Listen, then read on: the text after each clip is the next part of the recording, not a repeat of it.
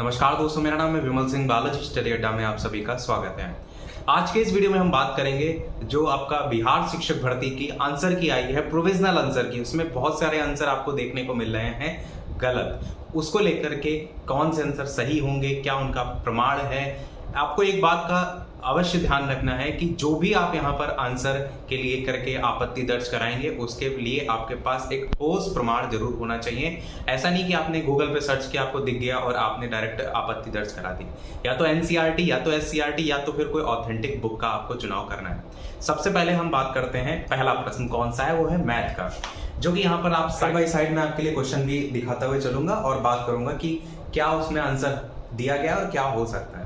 तो यहाँ पर पहला क्वेश्चन मैथ का, यदि 1 + 27 अपॉन में 169 बराबर 1 + x/13, इसका जो आंसर दिया गया वो इनमें से एक से अधिक दिया गया। कई लोग कह रहे हैं कि इसका आंसर 1 होगा और एक्चुअल में आंसर इसका 1 के अलावा -27 भी होगा। क्यों होगा इसका थोड़ा सा अगर सॉल्यूशन आप देखिए तो जब आप नॉर्मल जो 1 + 27/169 दे रखा है इसको सॉल्व करेंगे तो 169 + 27/169 करके आएगा और बराबर में जो आपकी वैल्यू आएगी वो 13 + x/13 करके आएगी।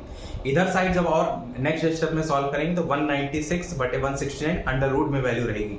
अब इसी अंडर रूट का ही सारा खेल है। जब अंडर रूट से कोई वैल्यू बाहर निकलती है तो प्लस और माइनस दोनों वैल्यू निकलती है, और जब एक बार प्लस या माइनस दोनों बार अलग अलग लेंगे वैल्यू, उसी कंडीशन में एक बार वैल्यू 1 आएगी और एक बार वैल्यू -27 आएगी। इसलिए आंसर इसका उपयुक्त में से एक से अधिक ही सही होगा।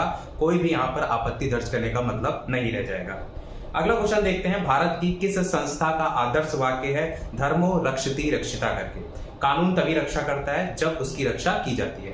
इसका आंसर जो दिया गया है वो अनुसंधान और विश्लेषण विंग दिया गया है, परंतु भारत का सर्वोच्च न्यायालय, जब आप डायरेक्ट इसी प्रश्न को गूगल पे सर्च करेंगे तो आपको देखने को मिलेगा भारत का सर्वोच्च न्यायालय भी।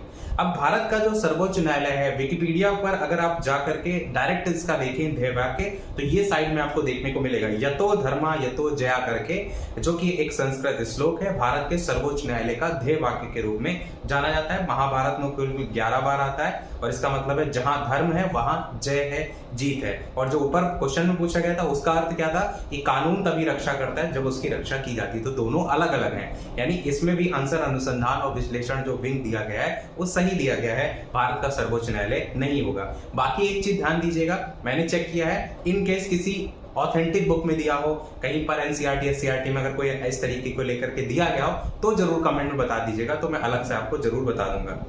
अगला क्वेश्चन आप देख पाएंगे साइड में, मेथेमोग्लोबिनेमिया इनमें से किससे दूषित पानी पीने के कारण होता है।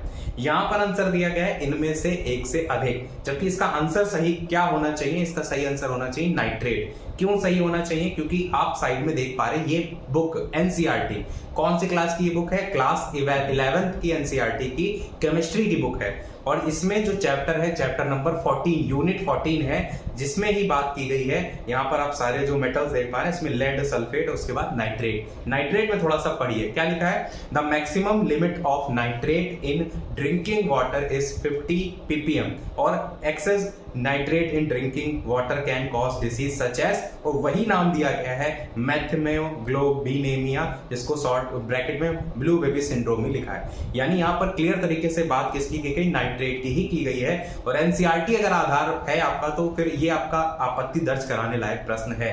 और इसमें अगर देखेंगे तो कोई और नाइट्रेट के अलावा इस रोग को लेकर के नहीं लिखा है। अब ये संभवतः हो सकता है कि कैडमियम या नाइट्रेट में से, नहीं कैडमियम को नाइट्रेट को छोड़ करके कैडमियम या फास्फेट में से कोई और भी कारण हो सकता है, परंतु जो आपका नाइट्रेट है वो तो कंफर्म है। और अगर एनसीईआरटी में भी सर्च करेंगे तो नाइट्रेट के अलावा कुछ और नहीं दिया गया है, तो इसलिए आप नाइट्रेट के साथ जा सकते हैं। परंतु एक चीज अगर थोड़ा सा ध्यान देंगे कि जहां पर इनमें से एक से अधिक ऑप्शन हो जाता है ना, उसको चैलेंज करना थोड़ा सा मुश्किल काम है। क्यों, क्योंकि एक से अधिक मतलब नाइट्रेट तो है ही है, वो तो हमने आपको प्रूफ दिखाई दिया।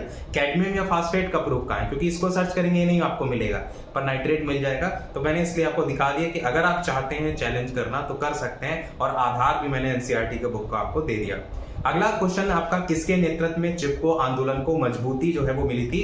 आंसर यहाँ पर सुंदरलाल बहुगुणा सभी लोग कह रहे हैं होना चाहिए, परंतु आंसर जो दिया गया है वो अमृता देवी बिश्नोई दिया गया है। आपको पता है अमृता देवी बिश्नोई के बारे में कि अमृता देवी बिश्नोई जो है, इन्होंने जो खेजड़ी वृक्ष थे इसको बचाने के लिए जो है अपनी जान दे दी थी, और इनके साथ और भी 300 समथिंग में लोग थे, तो इन्होंने बलिदान दे दिया था। और प्रश्न में अगर थोड़ा सा ध्यान देंगे तो प्रश्न पूछा गया है कि चिपको आंदोलन का प्रणेता नहीं पूछा गया, कह रहा है मजबूती किसके नेतृत्व में मिली। तो प्रणेता के रूप में तो सुंदरलाल बहुगुणा बिल्कुल सही है, परंतु मजबूती के संदर्भ में देखेंगे तो अमृता देवी बिश्नोई आपका बिल्कुल हो सकता है, परंतु एग्जैक्ट ऐसा लाइन टू लाइन कहीं लिखा नहीं है। अगर आप गूगल पे भी सर्च करेंगे तो इस तरीके से मजबूती मिली वाले में भी आंसर आपको सुंदरलाल बहुगुणा ही देखने को मिलता है। परंतु इस चीज को ध्यान दीजिएगा आपत्ति दर्ज कराने से पहले कि प्रश्न में पूछा क्या गया, प्रश्न में मजबूती मिली है। अब आपको पता है इतने बड़ी संख्या में बलिदान दिया, इन्होंने भी दिया, इनके साथ में और लोगों ने दिया, तो जाहिर सी बात है मजबूती मिली। तो कहीं ना कहीं अमृता देवी बिश्नोई भी आपका आंसर होने के चांसेस बिल्कुल सही है।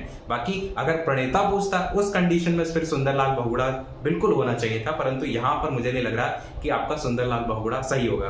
अगला कह रहे हैं इनमें से कौन सा जीव है क्लोरोफिल की उपस्थिति में सूर्य के प्रकाश का उपयोग करके अकार्बनिक पदार्थों को कार्बनिक यौगिकों में परिवर्तित करता है। तो आपका आंसर यहाँ पर इनमें से एक से अधिक दिया गया है। पहले आंसर कई लोग स्वपोषी कह रहे थे, परंतु स्वपोषी के साथ कुछ जीवाणु भी आपको ऑप्शन में दिया गया है, तो इसलिए मुझे लगता है कि आपको इसमें चैलेंज नहीं करना चाहिए। एक से अधिक ऑप्शन इसीलिए आपका सही हो जाएगा क्योंकि जीवाणु भी आपका यहाँ पर ऑप्शन में स्वपोषी भी है। अगला क्वेश्चन देखते हैं आपका, एक स्मार्टफोन को P रुपए में बेचने पर 10% का लाभ होता है और स्मार्टफोन को Q रुपए में अगर बेचें तो 4% की हानि होती है, तो P अनुपात Q का रेशियो पूछा गया है। यहां पर आप देखेंगे तो आंसर जो है इनमें से एक से अधिक दिया गया है। आपको पता है कि 55 का अगर डबल करेंगे तो 110 होगा, 48 का डबल करेंगे तो 96 होगा, यानी 55 अनुपात 48 और 110 अनुपात 96 दोनों ही सही हैं, इसलिए इन्होंने एक से अधिक दिया है। परंतु रेशियो का रूल क्या कहता है कि अगर रेशियो लिखा है तो जो सबसे निम्नतम नंबर होता है, काट के आप जो सबसे छोटा नंबर होता है उसको सही माना जाता है। तो यहां पर एक चांसेस हो सकते हैं कि आप 55 अनुपात 48 के साथ जो है वो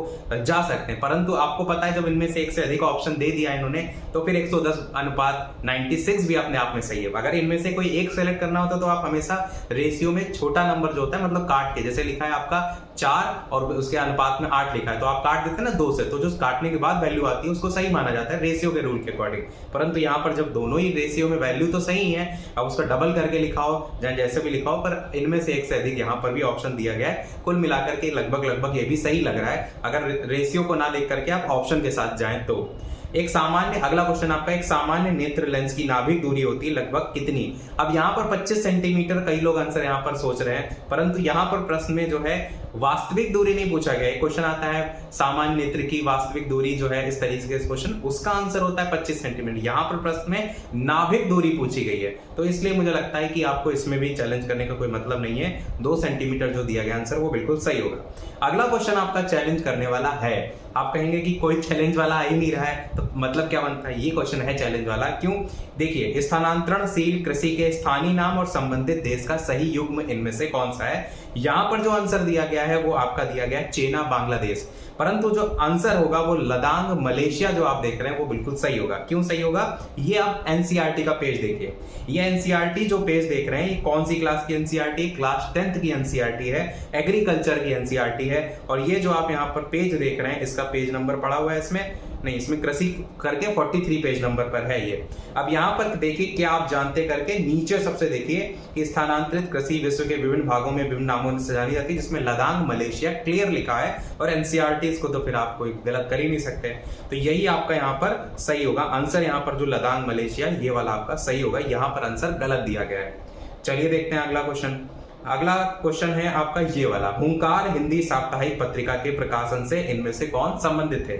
यहाँ पर आंसर इनमें से एक से अधिक दिया गया, पर आपको कई बार मैंने पढ़ा है कि जब बात होगी कि हुंकार पत्रिका के संस्थापक के रूप में तो किसका नाम देखने को मिलता है। देखिए 2 चीजें देखने को मिलती हैं, एक तो संपादक के रूप में और एक प्रकाशन के रूप में। यहाँ साइड में आप अंतर देख पाइए कि हुंकार का जो प्रकाशन है वो पटना से प्रारंभ हुआ और ये किसान आंदोलन की पत्रिका थी। स्वामी सहजानंद सरस्वती जी जो है उन्होंने इसका किया था प्रकाशन, और राहुल सांकृत्यायन जो है वो इस साप्ताहिक पत्र के संपादक थे। और प्रश्न में जो आपको दिया गया था वो आप देखिए तो इनमें से एक से अधिक इसलिए एक से अधिक दिया गया क्योंकि यहाँ पर राहुल सांकृत्यायन भी ऑप्शन में है और इसके अलावा आपका सहजानंद सरस्वती तो ऑप्शन में है ही है, तो इसलिए आपका आंसर सहजानंद सरस्वती नहीं होगा। इनमें से एक से अधिक जो यहाँ दिया गया है वो आपका बिल्कुल सही है।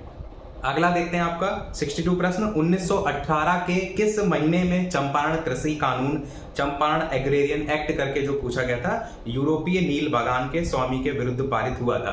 तो यहां पर आंसर दिया गया इनमें से कोई नहीं। क्यों इनमें से कोई नहीं दिया गया है? क्योंकि एक्चुअल में इसका जो आंसर होगा वो आप, यानी आप यहां पर एक पेज देख पाएंगे जिसमें लिखा है कि जो चंपारण एग्रेरियन बिल है ये एक्चुअल में पास हुआ था 4 मार्च को। इस चीज को समझिए कि यहां पर आप जब इसी क्वेश्चन को सर्च करते हैं तो आपको वहां पर नवंबर देखने को मिलता है। तो यहां पर जो पूछा गया है वो ये नहीं पूछा गया है कि ये कब लागू हुआ है, ये एक्चुअल में जो पूछा गया है वो पूछा गया है कि चंपारण कृषि कानून, चंपारण एग्रेरियन एक्ट यूरोपीय नील बागान के स्वामी के विरुद्ध कब पारित हुआ था। तो ये जो पारित हुआ था उसका जो समय वो 4 मार्च है, तो उसके अकॉर्डिंग यहाँ पर आंसर नहीं है। परंतु अगर ये पूरा बिल ही बात करें कब पास हुआ था तो वो आपका पास हुआ था नवंबर में, इसीलिए कई लोग इसका आंसर नवंबर दे रहे हैं, परंतु इसका आंसर नवंबर नहीं होगा। इसका आंसर इनमें से कोई नहीं सही दिया गया, यहाँ पर मार्च में आपका जो है ये पारित हुआ था। वही चीज प्रश्न में आपसे पूछी गई है। तो ये लगभग 8-10 क्वेश्चन थे, शायद लगभग 10 क्वेश्चन थे, सारे के सारे मैंने आपको बता दिए। हो सकता हो कि कुछ का सोर्स मुझे ना मिल पाया हो किताब का, तो आप कमेंट में अवश्य बता दीजिएगा कि कौन सी एनसीईआरटी बुक या किसी अदर बुक में दिया गया है, तो हम इसको अलग से जरूर डिस्कस कर लेंगे ताकि ज्यादा से ज्यादा लोग प्रश्नों पर आपत्ति दर्ज कर सकें और एक्चुअल में जो गलत आंसर दिया गया है उसमें लोगों को नंबर मिल सके, क्योंकि कोई मतलब नहीं बनता है एक नंबर भी कटे, क्योंकि एक एक नंबर बहुत मायने रखेंगे मेरिट में। तो यही था हमारे इस अपडेट में। वीडियो लाइक शेयर सब्सक्राइब अवश्य कीजिएगा और अगर मेरे से कोई प्रश्न छूट गया हो तो कमेंट में अवश्य बताइएगा ताकि उसको हम अलग से कवर कर दें। मिलते हैं अगले वीडियो में, तब तक के लिए नमस्कार, जय हिंद।